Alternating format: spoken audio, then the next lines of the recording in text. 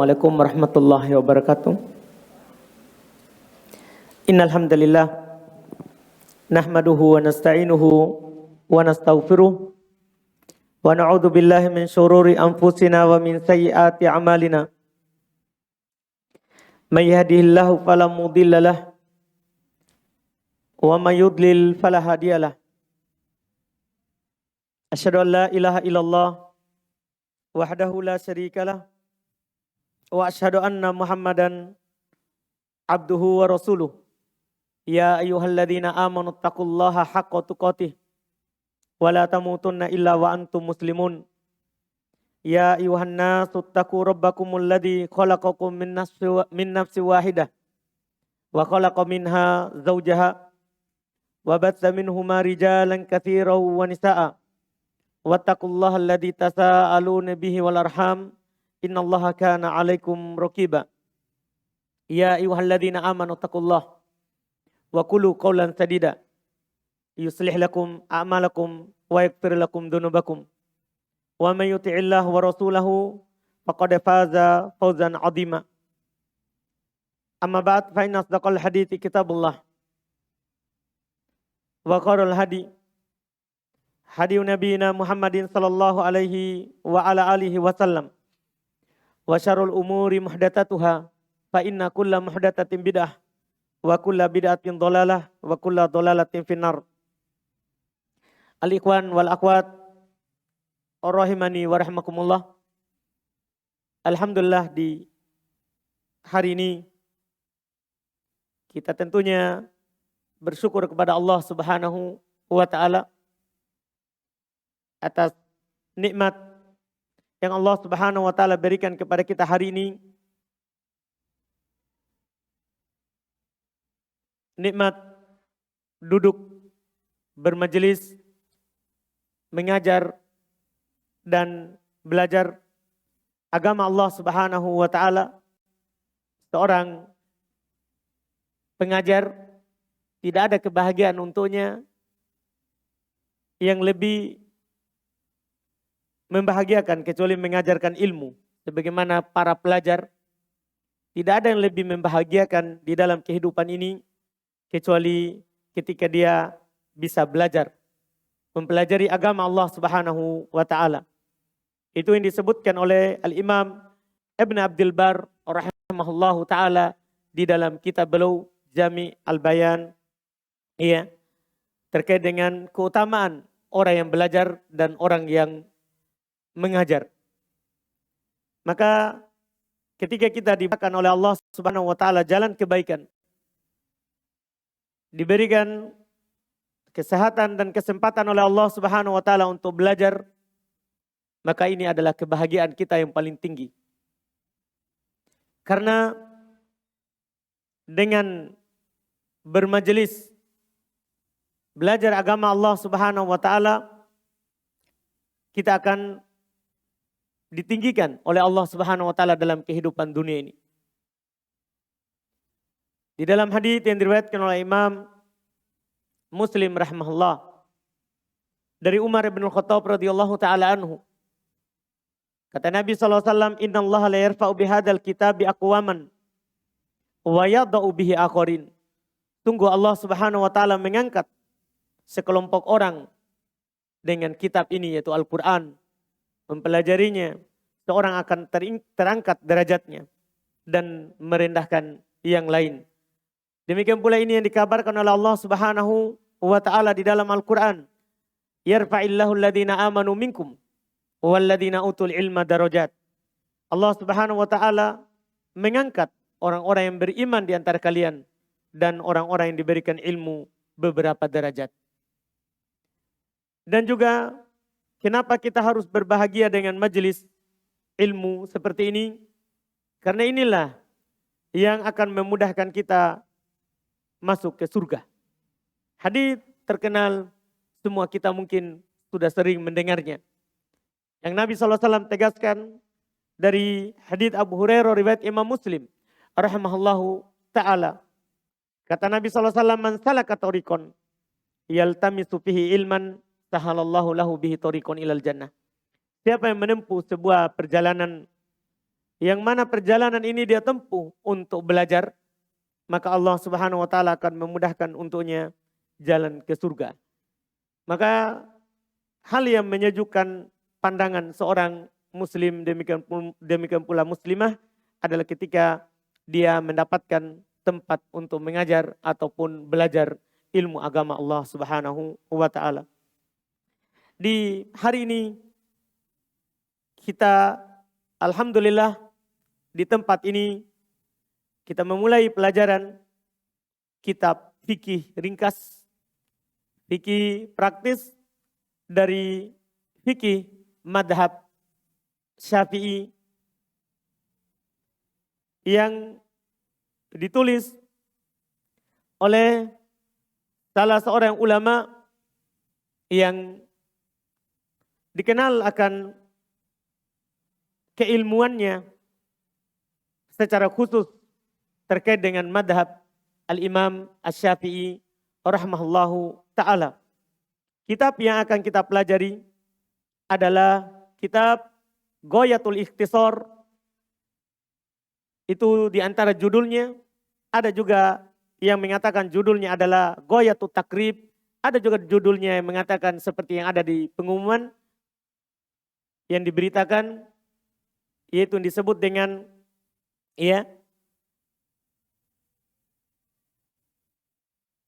Al-Ghayah wa Takrib. Tapi kitab ini lebih dikenal dengan nama penulisnya, tidak dengan judul aslinya. Lebih ma'ruf, masyhur dengan penyebutan Matan Abi Syuja. Penulis buku ini beliau bernama Ahmad Ibn Hasan Ibn Ahmad Al-Basri. Beliau lahir di Basrah dan beliau besar juga di Basrah. Beliau berpindah darinya di akhir hidupnya setelah beliau pensiun dari masa jabatan beliau sebagai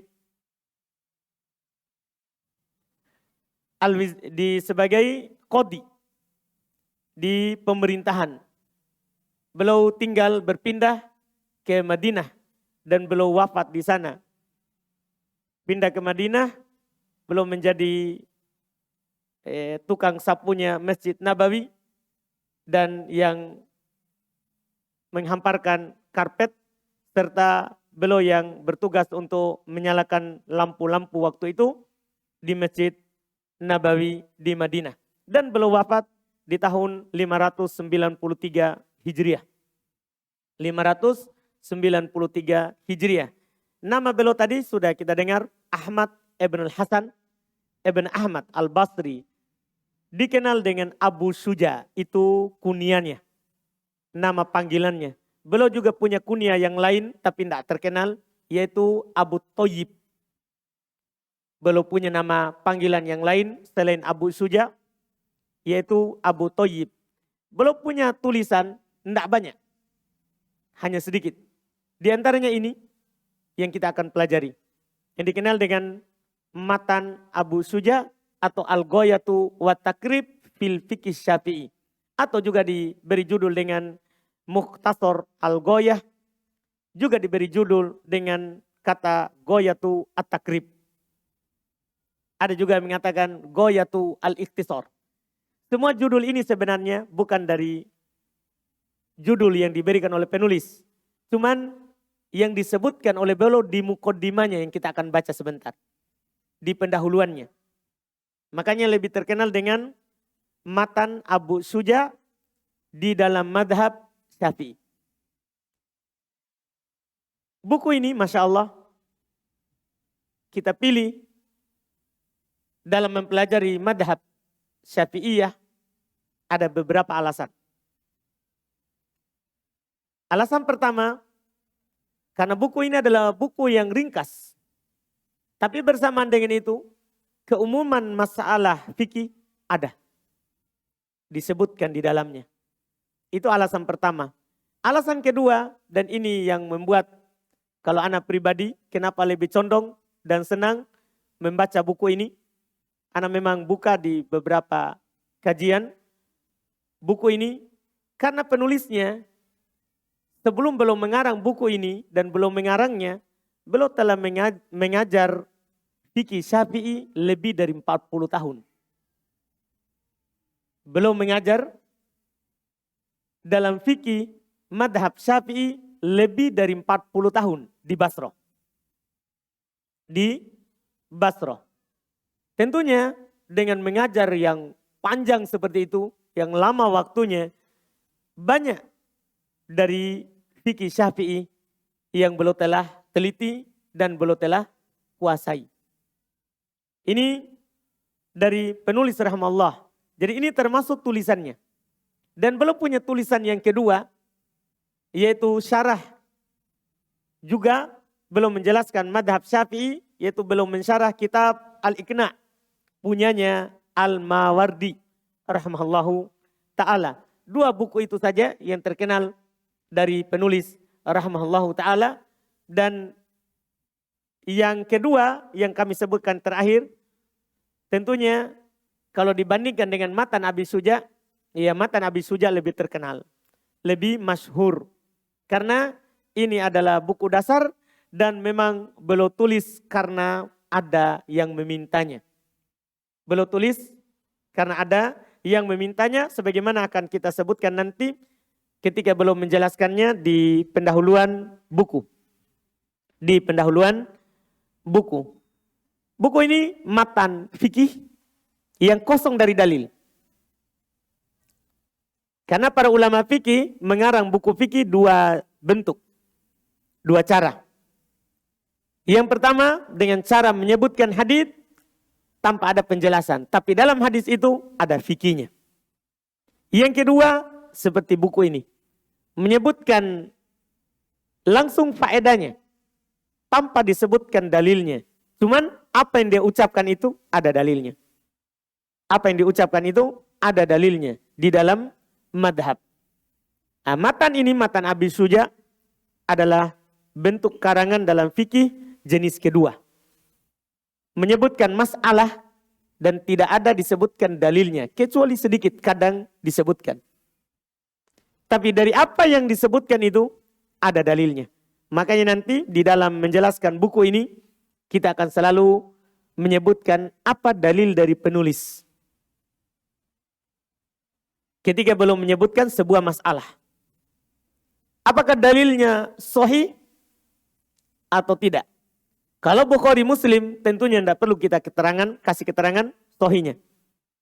Kalau di luar daripada Bukhari Muslim baru kita akan jelaskan. Ini hadits riwayat ini, imam ini, kemudian dia sahih. Atau kemudian dia dhaif. Karena tidak semua masalah yang belum sebutkan itu berdiri di atas dalil yang sahih. Kadang dhaif. Kadang dhaif. Dan kita insyaAllah ta'ala tentunya berjalan sesuai dengan dalil. Kalau sahih dalilnya kita tentunya ambil. Dan kalau tidak sahih tentunya kita tidak ambil. Kita memilih pendapat yang lain yang ada dalilnya. Yang ada dalilnya. Ini terkait dengan buku ini secara singkat. Kita langsung masuk di pendahuluan penulis rahimahullahu ta'ala.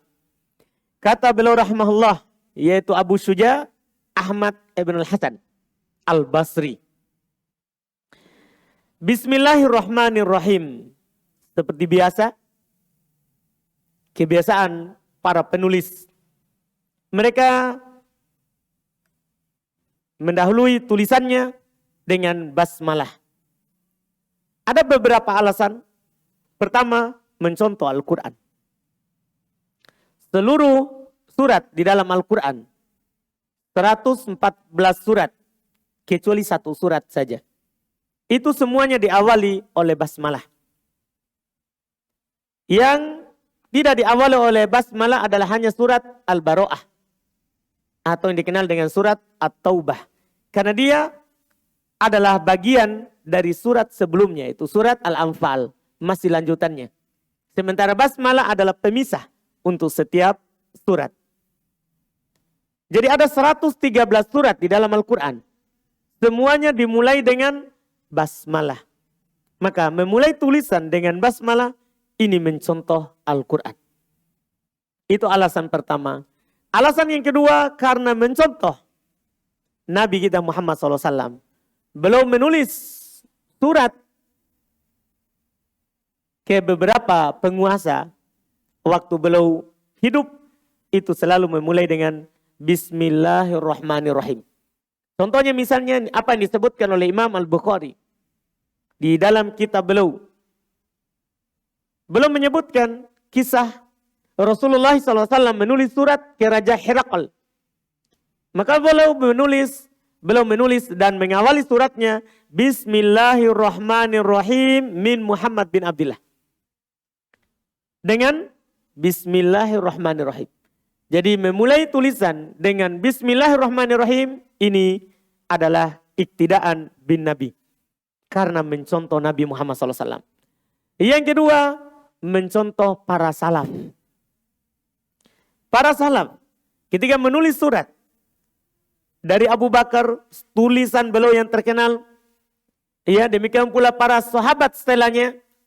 Itu mereka kalau menulis surat mengawali tulisannya dengan basmalah. Ini alasan ketiga. Alasan yang keempat, belum mencontoh para penulis sebelumnya. Para penulis itu rata-rata memulai tulisannya dengan Bismillahirrahmanirrahim. Walaupun ada yang memulai dengan hamdalah. Langsung ucapan memuji Allah Subhanahu wa Ta'ala. Apakah innal hamdalillah atau alhamdulillah. Tapi keumuman para penulis itu memulai tulisannya dengan basmalah. Jadi dengan ini belum mencontoh para penulis sebelumnya. Adapun makna basmalah terkenal bagi kita tentunya, sangat sering dijelaskan oleh para ustadz kita, karena ini sering berulang di dalam kajian dan pembahasan kitab. Secara singkat, ba-nya itu ba'al isti'anah, bi-nya itu menunjukkan makna permintaan pertolongan. Bismi, ismi, nama. Allah maknanya al-ma'luh, al-ma'bud, yang diibadahi, yang hak. Jadi dengan nama Allah yang diibadahi oleh penduduk langit dan penduduk bumi. Ar-Rahman, Ar-Rahim, ini dua nama Allah. Yang Maha Rahman, yang memiliki rahmat yang luas. Rahim, yang memiliki rahmat khusus, yang sampai kepada hamba-hambanya yang khusus. Kalau Rahman, itu rahmat umum. Allah memiliki rahmat yang luas, yang dengan rahmat Allah semua makhluk yang ada di dunia ini berkasih sayang. Karena datang penegasan hal itu di dalam hadits Nabi sallallahu alaihi wasallam. Innalillahi tis'atan wa innalillahi mi'atu rahmah. Sesungguhnya Allah Subhanahu wa taala memiliki 100 rahmat. Kemudian Allah simpan di dirinya, tahan untuk dirinya, di dirinya wa tis'ina rahmah. 99 rahmat. Dan Allah turunkan ke makhluk 1 rahmat saja. Dengannya kita bagi-bagi antara manusia, hewan, bahkan semua hasyarat, hewan-hewan kecil. Dengannya mendapatkan bagian 1 rahmat itu. Hewan buas, sebuas apapun dia tidak akan pernah memakan anaknya. Kenapa? Karena ada rahmat Allah yang diberikan kepadanya. Yang diberikan kepadanya. Ini Rahman. Kalau Rahim, ini rahmat khusus. Hanya sampai dan diberikan kepada orang-orang yang dipilih oleh Allah Subhanahu wa Ta'ala. Kata Allah dalam Al-Quran, wa kana bil mu'minina rahima. Adalah Allah Subhanahu wa Ta'ala rahim terhadap orang-orang yang beriman. Ini khusus, rahmat khusus. Kemudian kata beliau, alhamdulillahi rabbil alamin. Setelah beliau memulai dengan basmalah, beliau melanjutkan dengan hamdalah. Memuji Allah Subhanahu wa Ta'ala.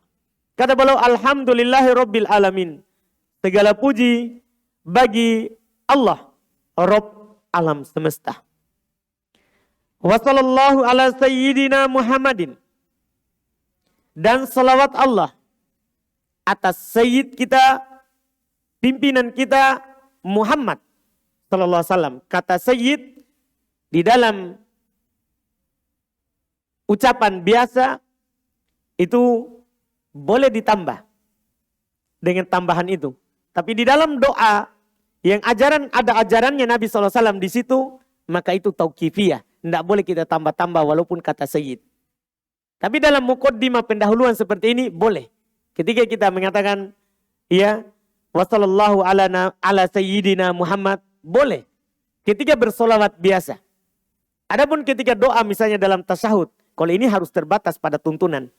Tidak boleh kita tambah kata sayyid. Iya. Karena memang Nabi SAW adalah sayyid, pimpinan anak Adam. Sebagaimana dalam hadis beliau, kata beliau, ana sayyidu waladi Adam. Saya adalah pimpinan anak Adam. Cuman itu tadi perlu diperhatikan. Kadang sebagian kaum muslimin, dia tidak bedakan antara doa yang ada diajarkan oleh Nabi atau yang mutlak, umum. Kalau di tempat umum seperti ini, kita mau bersalawat saja kepada Nabi, boleh tambah kata sayyid. Tapi dalam sholat, maka harus sesuai dengan apa yang Nabi lafadzkan. Karena Nabi SAW katakan, Sallu kama ra'aitumuni usolli. Sholatlah kalian sebagaimana kalian melihat saya sholat. Makanya di tasyahud, kalau ada tambahan sayyid, itu tambahan yang salah. Karena Nabi sudah ajarkan doa tasyahud. Karena Nabi sudah ajarkan doa tasyahud. Nanti kita akan jelaskan insya Allah ketika datang masanya di kitabus sholah. Salawat Allah ala sayyidina, atas pimpinan kita. Muhammad, ini nama beliau, Nabi kita Muhammad SAW. Wa khotamin nabiyyin, penutup para nabi. Ini juga ada dalilnya. Nabi SAW katakan hal yang seperti itu. Bahkan beliau tegaskan, la nabiya ba'di. Setelah beliau menjelaskan, saya adalah penutup para nabi dan tidak ada nabi lagi setelahku. Tidak ada lagi nabi setelahku. Wa ala alihi, dan salawat Allah atas keluarga beliau. Wa ashabihi, dan para sahabatnya.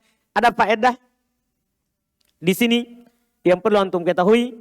Kalau hanya disebutkan al tanpa ashab, tidak digandengkan setelahnya kata ashab, maka diinginkan dengan al adalah keluarga, kemudian ashab sahabatnya. Tapi kalau hanya disebutkan al wa ala alihi, tidak ada ashabnya, maka itu maksudnya yang diinginkan adalah keluarganya dan para sahabatnya. Keluarganya dan para sahabatnya. Ini faedah yang disebutkan oleh para ulama. Di sini belum kumpulkan. Wa ala alihi berarti artinya dan atas keluarga beliau, wa ashabihi, dan para sahabat beliau, ajma'in, seluruhnya. Kemudian beliau menjelaskan sebab beliau menulis kitab ini. Kata beliau, sa'alani ba'du asdiqai, sebagian kawan-kawanku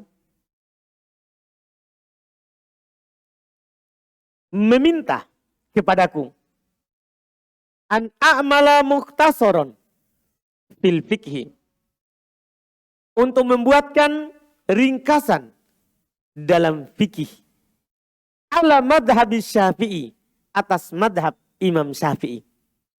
Ini beliau akan menyebutkan kenapa beliau tulis kitab ini. Sebagian teman beliau, teman di sini yang diinginkan adalah bisa murid, karena murid dari guru itu juga dianggap sodik bagi guru. Bagi gurunya. Bisa juga dianggap dengan teman dekatnya. Yang bukan muridnya tapi sahabat beliau. Yang dekat dengannya. Sebagian sahabatku meminta kepadaku untuk membuatkan ringkasan dalam madhab Syafi'i. Ya antum mungkin sudah tahu alasannya. Kenapa orang meminta untuk menuliskan mukhtasar, ringkasan dalam madhab fikih Syafi'i.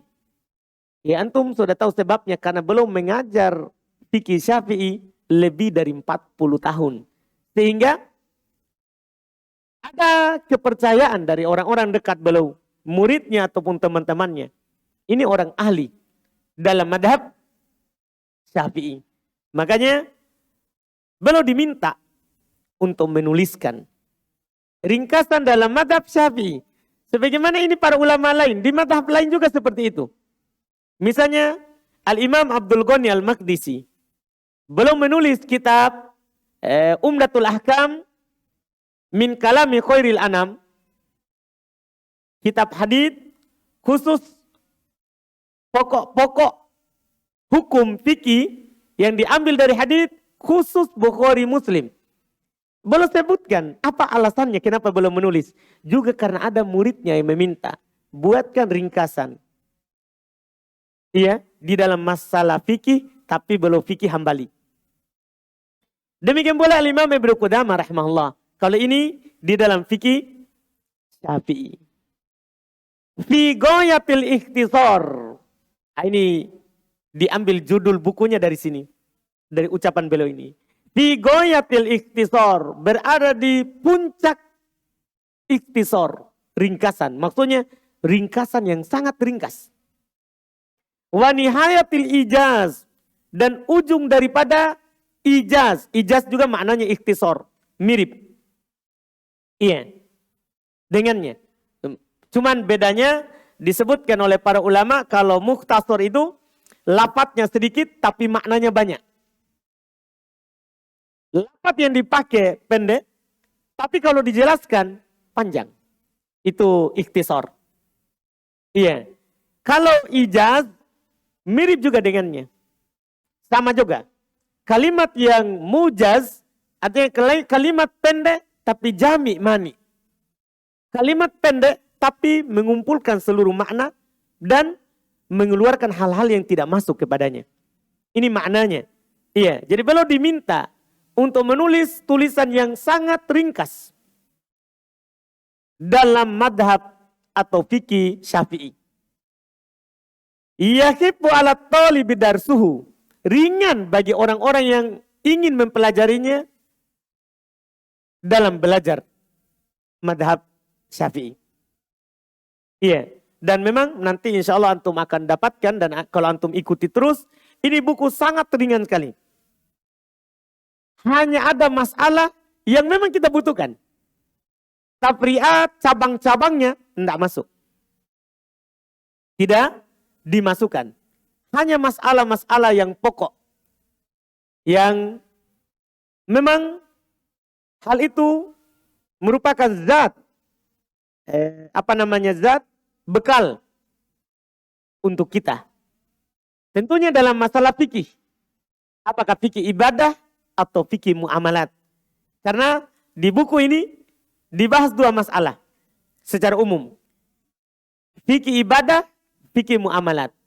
Fikih ibadah beliau akan sebutkan sholat, ikut di dalamnya toharo, puasa, zakat, haji. Fikih muamalat, nanti ada jual beli, ada pernikahan, ya. Demikian pula ikut di dalamnya masalah tolak dan semisalnya. Ini muamalat serta apa-apa yang terkait dengan muamalat. Iya, poin-poin yang pendek sekali, tapi kalau dijelaskan panjang. Insya Allah nanti antum akan rasakan ketika antum ikuti. Ketika antum ikuti. Ringan bagi orang yang ingin belajar untuk mempelajarinya. Wa yasul 'alal mubtadi' hifdhuh. Mudah bagi pemula untuk menghafalnya. Karena dalam mazhab Syafi'i, matan Abi Suja ini orang-orang hafal. Ya, orang-orang hafal. Ringan dan mudah untuk dibaca bagi pemula sekalipun. Bagi pemula sekalipun. Wa an uktsira fihi minat taksimat. Cuman bersamaan dengan itu, beliau diminta untuk memperbanyak pembagiannya. Memang masalahnya sedikit, tapi disuruh banyak pembagian-pembagiannya. Seperti nanti antum akan buktikan. Seharusnya air cukup diberikan dua bagian. Ada air suci, ada air najis. Tapi beliau malah sebutkan 4. Kita akan lihat sebentar. Itu sengaja, itu permintaan dari temannya yang meminta tulisan ini. Untuk meringkas, tapi pembagiannya banyak. Pembagiannya banyak. Wahasrul khisal, tapi membatasi masalah-masalahnya. Iya. Diperbanyak pembagiannya, tapi cabang dari pembagian ini tidak diperbanyak. Misalnya nanti beliau akan sebutkan masalah air. Ada air suci, mensucikan tidak makruh. Belum tidak sebutkan apa saja airnya. Ada air suci, mensucikan, tapi makruh. Yang pertama, tidak makruh. Kemudian ada yang belum sebutkan, ada air yang suci, tapi tidak suci. Tidak bisa dipakai berwudu. Ada air najis. Belum hanya sebutkan begitu saja. Tidak disebutkan cabang-cabang air najis itu apa saja. Ini namanya pembagiannya diperbanyak, tapi masalah dalam pembagiannya tidak diperbanyak. Diringkas.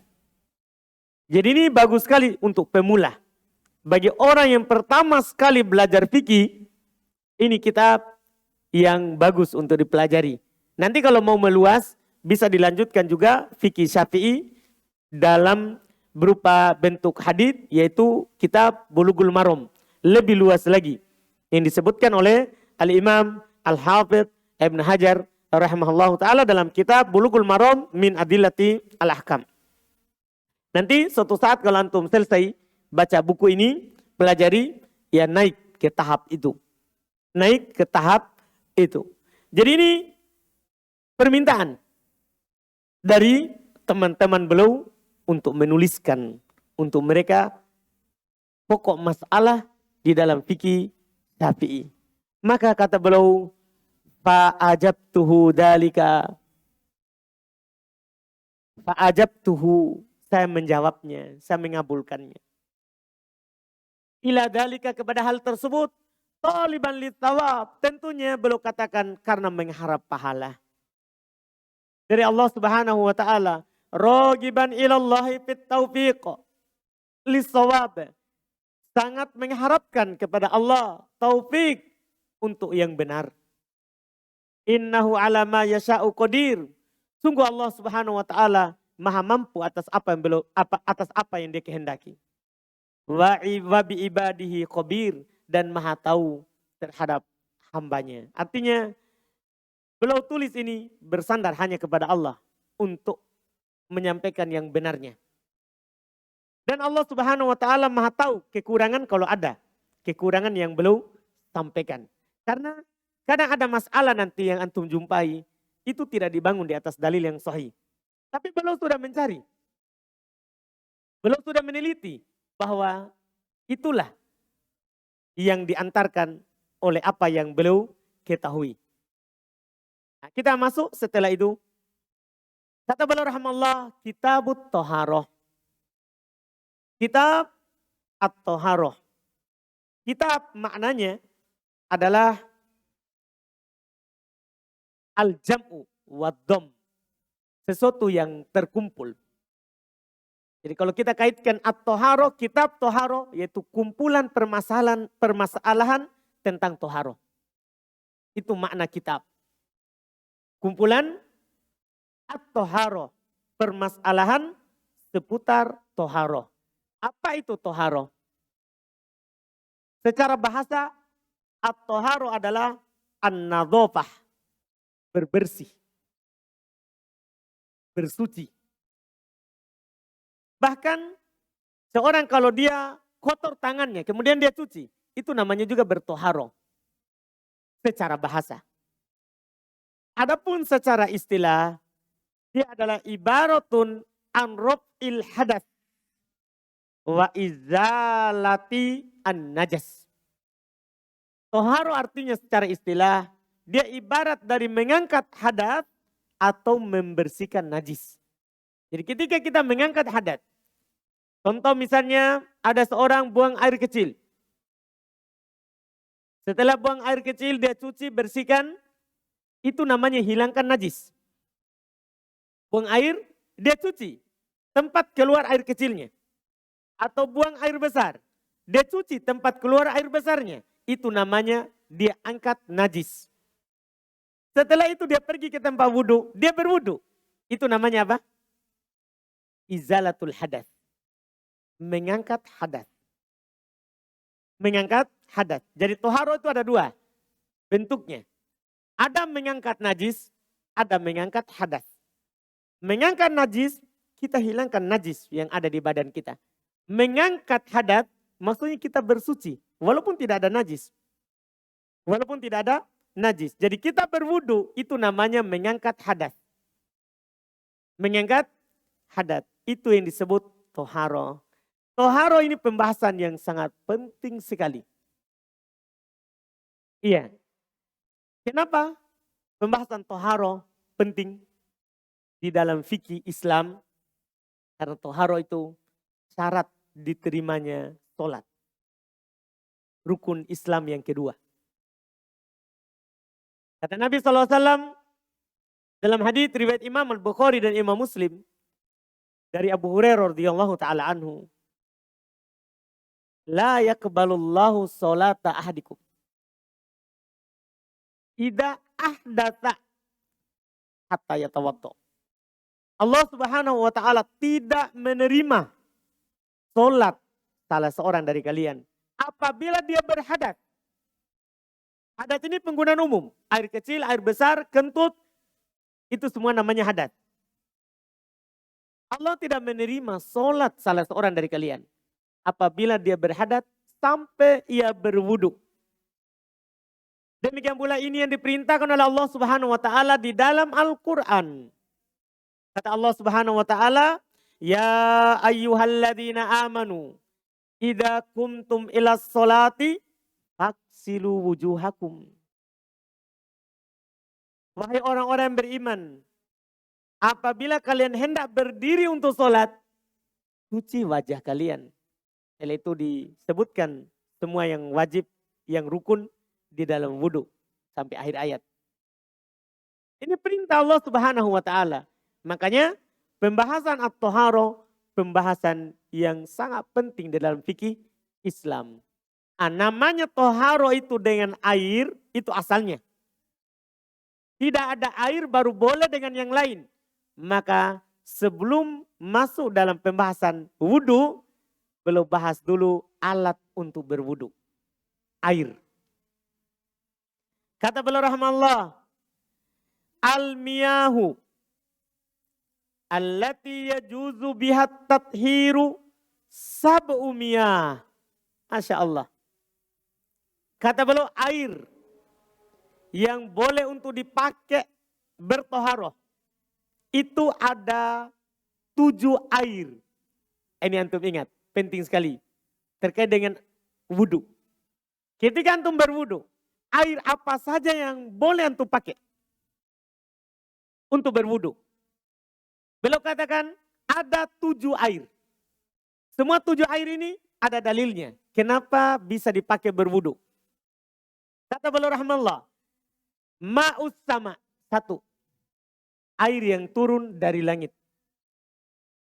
Dalilnya adalah firman Allah Subhanahu wa taala di surat Al-Anfal ayat 11. Kan tadi kita udah janjikan.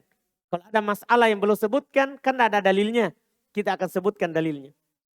Dalilnya adalah air hujan bisa dipakai untuk berwudu. Air dari langit. Firman Allah Subhanahu wa taala dalam surat Al-Anfal ayat 11. Kata Allah Subhanahu wa taala, wa yunazzil alaikum minas sama'i ma'an liyutahhirakum bih. Allah Subhanahu wa taala menurunkan untuk kalian air dari langit untuk kalian pakai bertoharoh dengannya. Untuk kalian pakai bertoharoh dengannya. Ini air pertama. Kedua, wa ma'un nahar. Yang kedua, air nahar. Kalau kita lihat di kamus bahasa Indo, air nahar itu ada air sungai. Tapi enggak, itu bahasa di bahasa Indonesia. Tapi makna ma'un nahar yaitu al-ma'ul kathir, air yang banyak. Asin ataupun tawar. Asin ataupun tawar. Kapan ada air yang banyak, itu namanya air nahar. Apakah rasanya asin ataupun rasanya apa? Tawar. masuk di dalamnya air laut dan air sungai. Apa dalilnya? Kalau ini boleh kita pakai berwudu, dalilnya adalah hadis dari Nabi kita Muhammad sallallahu alaihi wasallam. Diriwayatkan oleh Imam Al-Bukhari dan selainnya. Datang dalam riwayat Ibn Hibban, At-Tirmidzi juga. Nabi SAW ditanya tentang air laut.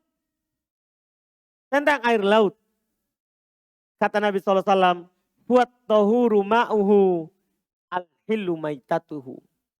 Dia adalah air yang suci airnya.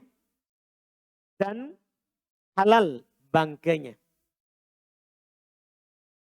Poin kita, potongan pertama. Suci airnya. Iya, itu dalilnya.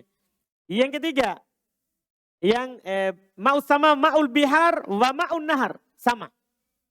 Itu dua-duanya masuk. Tadi, air laut dan air sungai. Bihar juga definisinya disebut oleh para ulama sama. Ma'ul kathir, air yang banyak. Cuman dia asin. Kalau nahar yang tawarnya. Air yang banyak. Semuanya ini kalau digandengkan berbeda, kalau disendirikan sama. Kalau disendirikan sama. Ini air yang ketiga. Air hujan, air laut, air sungai. Yang berikutnya wama'ul bi'r, air sumur. Termasuk air yang boleh untuk dipakai berwudu, air sumur. Dalilnya di masa Nabi SAW ada sebuah sumur yang bernama Bi'ir Budo'ah. Nama sumurnya.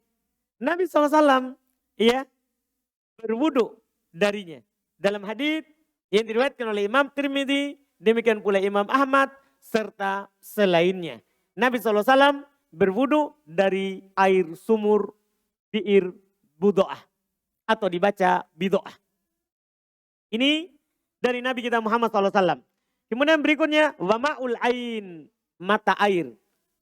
Bukan air sumur, tapi air yang keluar dari langsung mata air, dari tanah atau dari batu. Ini juga suci, mensucikan, bisa dipakai berwudu. Bisa dipakai berwudu. Dia semakna dengan air sumur dan air sungai. Ya, air sungai. Yang berikutnya, ma'ut talj, air salju. Ini kita berbicara bisa dipakai berwudunya, boleh. Misalnya antum ambil saljunya, kemudian tampung dan jadi air meleleh misalnya, boleh dipakai berwudu. Ini yang keenam, yang terakhir, yang ketujuh, wama'ul barot, air embun. Ya, misalnya antum tidak punya air, tidak ada sungai, ada laut, tidak ada air hujan, tidak ada air sumur, tidak ada mata air, boleh juga dipakai berwudu air embun. Boleh.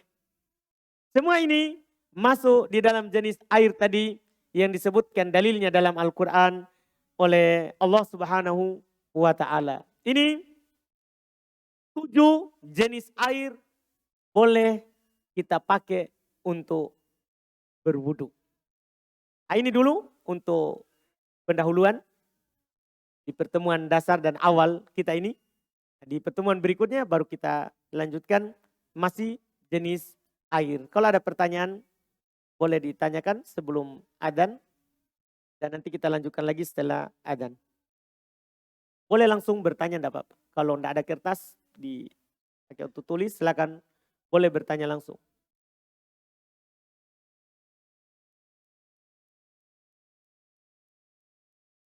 Silakan. Waalaikumsalam warahmatullahi wabarakatuh.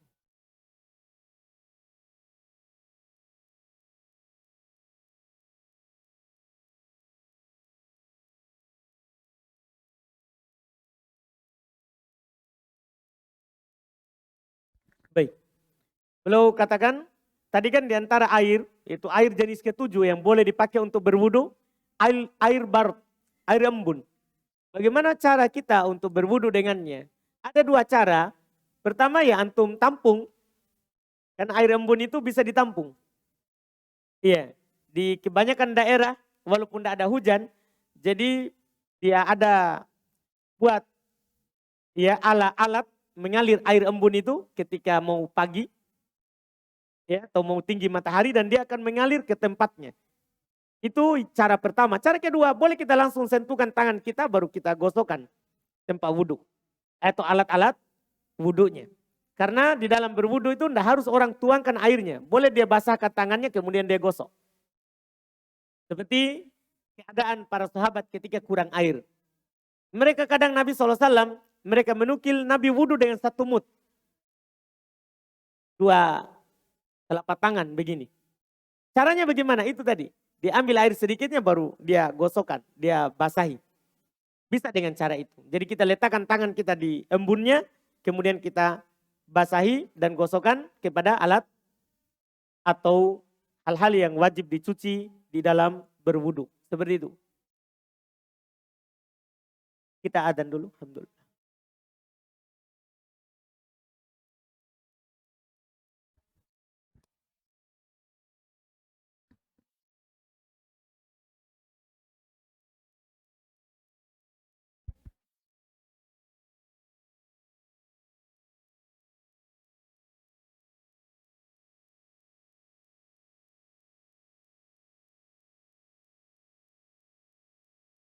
Baik, bismillah, silakan. Silakan.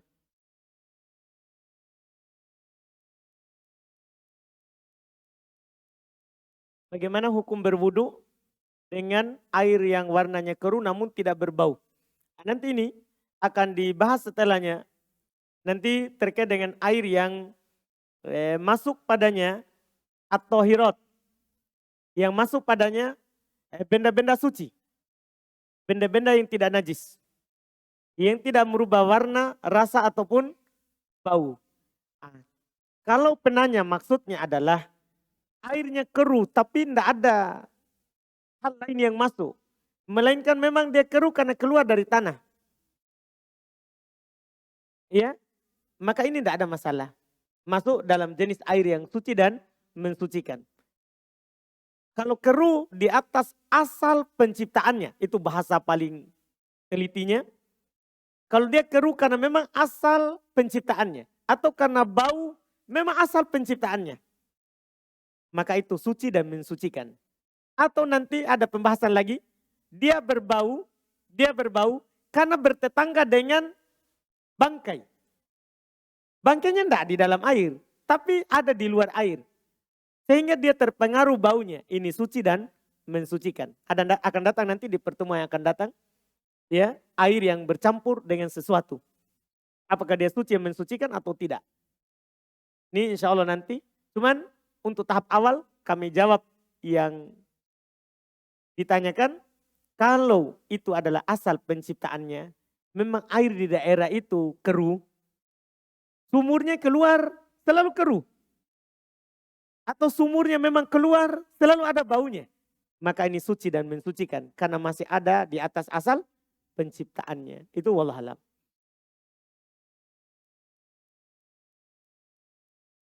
Silakan. Baik.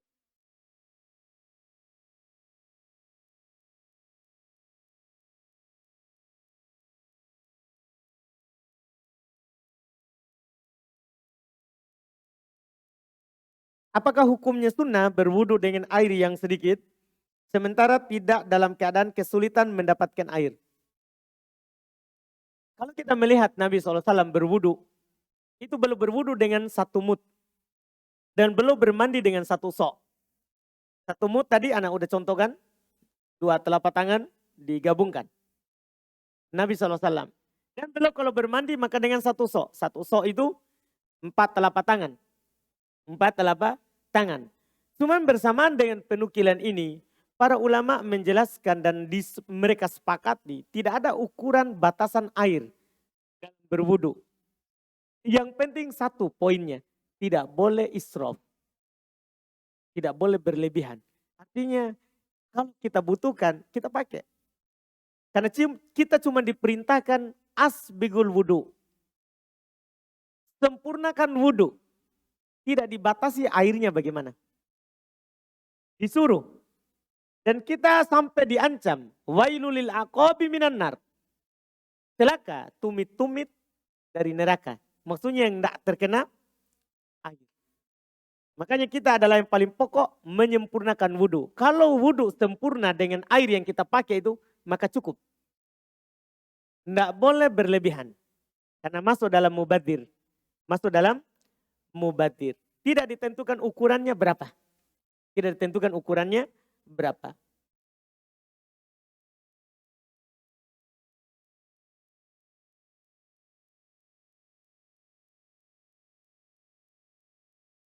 Ini ada pertanyaan, saya pernah melihat seorang berwudu dengan menggunakan air mineral yang dijual di minimarket. Apakah ini sah? Apakah ini sah? Kalau itu air yang dijual adalah air yang keluar dari mata air atau air yang mengalir dari gunung, dari sungai. Tentunya itu air mutlak namanya. Masuk dalam air tadi. Atau air yang turun dari langit ditampung sehingga dibuat air mineral. Itu air suci semuanya. Air suci semuanya. Bagaimana kalau ada zat suci yang dimasukkan? Misalnya air mineral misalnya. Kadang kan ada. Dia campurkan apa? Sesuatu. Maka kita lihat lagi. Apakah ketika dicampur akan keluar nama air dari air mutlak? Misal ada air, ditaruh teh. Namanya jadi apa? Teh. Kan begitu. Kalau sudah keluar namanya, itu suci tapi tidak mensucikan. Sama dengan air mineral. Kalau keluar dari nama mutlak air, ketika ada campuran yang lain, maka bukan air yang mensucikan. Itu nanti insya Allah kita akan bahas di pertemuan yang depan. Dilihat dari jenis air. Ada air suci mensucikan, ada air suci tapi tidak mensucikan, ada air najis, dan ada air makruh dipakai. Ini nanti insya Allah di pertemuan akan datang.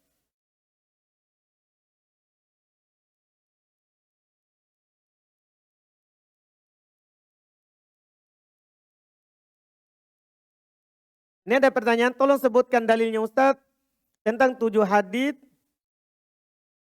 tentang hadits ayat 7, tentang 7 hadits air yang bisa dipakai bersuci. Tadi kita sebutkan air yang turun dari langit. Allah Subhanahu wa taala berfirman, wa yunazzil minas sama'i ma'an liyutahhirakum bih. Kami turunkan, dia Allah turunkan dari langit air yang kalian pakai untuk bersuci. Adapun air laut atau air sungai, air yang banyak, itu hadis Nabi SAW tadi dari Abu Sa'id Al-Khudri. Ketika ditanya tentang air laut, beliau bilang, huwat tahuru ma'uhu. Dia adalah suci airnya. Dia suci airnya. Tentang sumur tadi, tentang sumur budoah, Nabi SAW berwudu darinya. Nabi SAW berwudu darinya. Ya, adapun air mata air, demikian pula air air embun. Oh tadi saya tidak sebutkan air embun dan air salju, yaitu dalilnya adalah doa iftitah. Hadis yang ada yang kita baca di doa iftitah. Kan ada doa iftitah riwayat Bukhari Muslim. Nabi SAW ketika ditanya oleh Abu Hurairah apa yang dibaca antara takbir dan Al-Fatihah. Belum jelaskan, belum membaca. Allahumma ba'id baini wa bainu khotoyai kama ba'atta bainal masyriq wal maghribi. Allahumma ksili min khotoyai. Allahumma nakini min khotoyai. Kama yunaqqat thawbul abyadu minad danas. Lafaz terakhir. Allahumma ksilni min khotoyai bil ma'i wa salji wal bard. Dengan air, salju, embun. Ini salju dan embun, ini dalilnya. Adapun mata air, dia sama dengan air laut dan air sungai dan air sumur. Dan air sumur. Itu dalilnya wallahualam.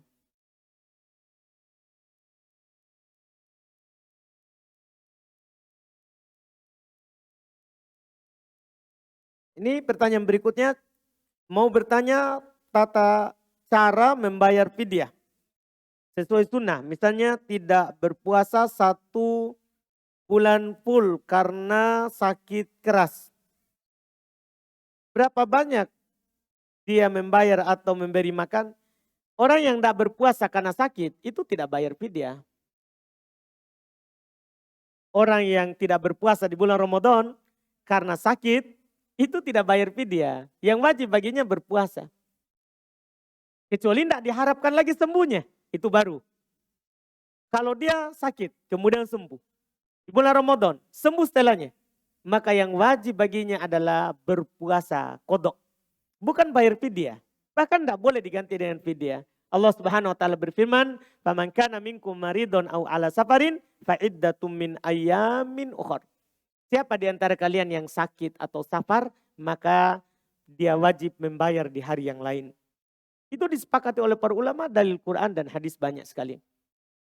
Iya. Nah, kecuali dalam satu keadaan, kita sakit tidak diharapkan kesembuhannya.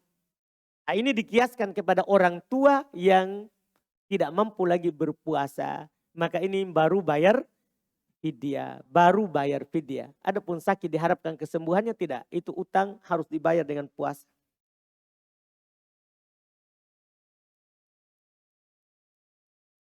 Apa definisi hadat?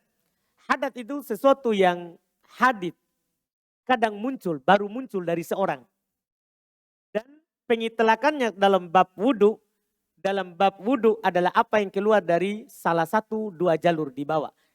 Apakah dubur ataupun apa? Kubur. Itu semua dinamakan hadat. Air kecil itu hadat. Air besar itu hadat. Darah, haid, hadas. Nifas, hadat. Bahkan para ulama walaupun hal itu tidak biasa keluar. Itu juga dinamakan hadat.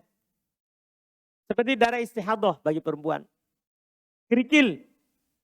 Misalnya keluar di kemaluan seorang. Ya, apa istilahnya orang? Batu kencing. Ya, batu ginjal. Keluar di situ, tiba-tiba keluar. Itu dinamakan hadas semuanya. Atau dut, cacing. Keluar dari di belakang. Itu juga dinamakan hadat. Demikian pula durot, kentut. Apakah berbunyi ataupun tidak berbunyi, itu juga dinamakan apa? Hadat. Demikian pula madi, wadi, mani. Semua ini disebut apa? Hadat. Cuman hadas itu terbagi dua. Ada hadas besar, ada hadas kecil. Apa ciri-ciri hadas besar? Yang mewajibkan mandi. Apa ciri-ciri hadas kecil? Yang tidak mewajibkan mandi. Yang tidak mewajibkan mandi. Jadi hadas itu sesuatu yang muncul dari seorang yang tidak terus menerus. Ya, yang tidak terus menerus. Itu wallahu alam secara singkat.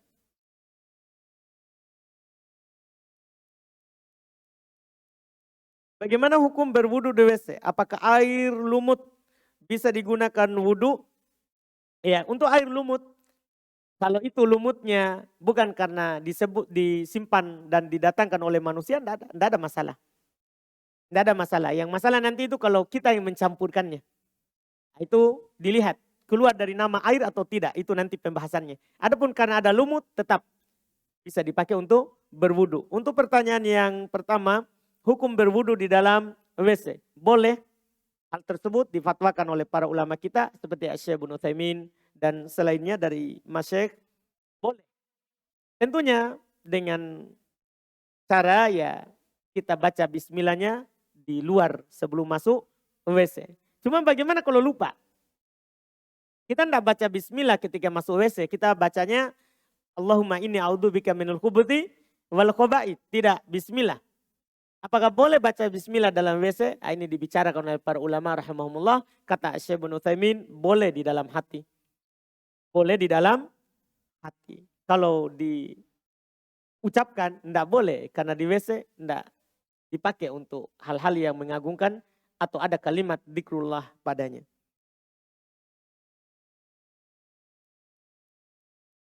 Kalau boleh tahu, apa nama kitab yang kita pakai sekarang, Syukron? Ya, alhamdulillah. Ini yang anak pakai judulnya Kifayatul Akhyar fi Halli Ghoyati Al-Ikhtisar. Jadi ini penulis dia jelaskan apa yang dimaksud oleh Abu Syuja di dalam ucapannya di atas. Dan belum sebutkan dalilnya. Ini yang menulis juga orang Syafi'iyah. Jadi ini artinya nyambung bahasanya karena sama-sama penulis orang Syafi'iyah. Ini syarah yang bagus, ini yang dianjurkan oleh Ustadz Dul. Saya pernah dengar terakhir itu saya pakai ini, beli ini karena Ustadz Dul yang anjurkan bahwa kalau kita baca matan Abu Suja bersama bersama Kifayatul Akhyar. Kalau antum baca matan Abu Suja, maka barengkan dengan Kifayatul Akhyar. Kifayatul Akhyar, ini yang Anda pegang. Untuk menjelaskan. Jadi yang Anda bicarakan itu tidak keluar dari apa yang dikatakan oleh pengarang Kifayatul Akhyar. Sedikit yang keluar darinya. Kadang Anda tambah sedikit nanti misalnya dalam madhab lain sebenarnya ada yang lebih kuat dari itu tambah sedikit namanya. Dan di sini hanya fokus dalam madhab Syafi'i. Hanya fokus dalam madhab Syafi'i. Jadi ini buku, kalau antum mau beli ini bagus. Memang cara ringkas tapi bagus untuk matan Abu Suja. Kifayatul Akhyar. Ada PDF-nya juga bisa di-download ini PDF-nya. Ana pernah kirim kemarin ke Pak Ajir. Iya, alhamdulillah. PDF-nya ini yang Kifayatul Akhyar. Ya ada, alhamdulillah.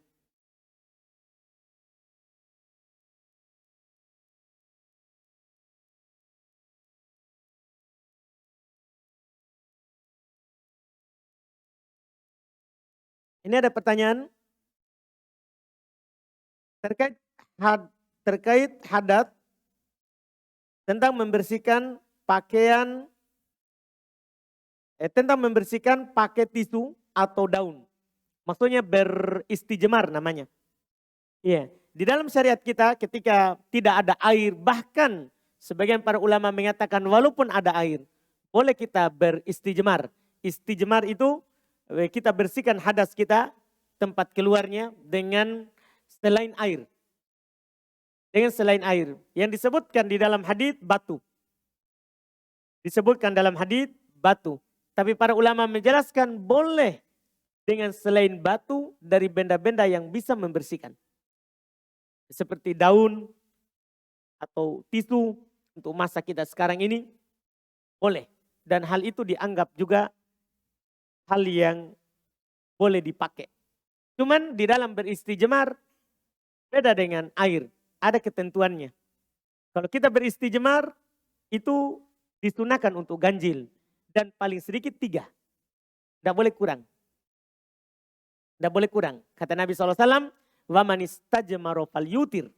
Siapa yang beristijmar hendaklah dia ganjilkan. Kemudian Nabi SAW dalam hadis lain belum melarang untuk beristijmar kurang dari 3 batu. Jadi ketika antum beristijmar tidak boleh kurang dari 3. Ya 3 paling sedikit, kemudian 5, 7, 9, 11, ganjil.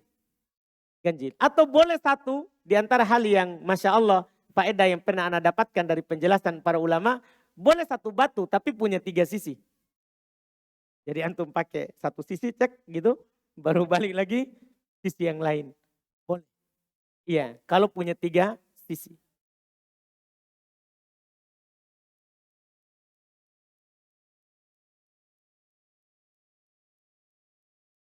Apa boleh membayar zakat fitrah di pertengahan bulan Ramadan? Dalam madhab Hanafiyah, boleh katanya. Bahkan mereka bilang lebih kejam lagi, boleh di awal tahun. Boleh di awal tahun. Cuman disebutkan oleh para ulama zakat fitrah itu bisa babi al-fitrah. Sebabnya adalah karena kita selesai dari bulan Ramadan. Oleh karena itu waktu wajibnya membayar zakat fitrah adalah saat pagi hari sebelum imam naik mimbar. Atau sebelum imam keluar sholat. Itu waktu wajibnya.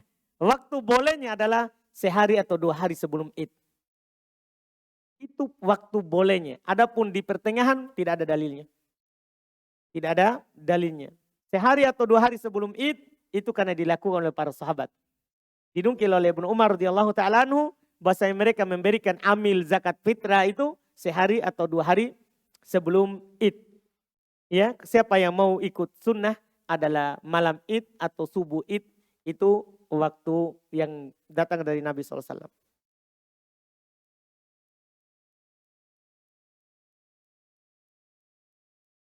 Bagaimana cara melatih diri agar selalu merasa dalam pengawasan Allah? Sebenarnya cara yang paling pokok adalah antum belajar Asma'ul Husna. Antum belajar Asmaul Husna, nama-nama Allah.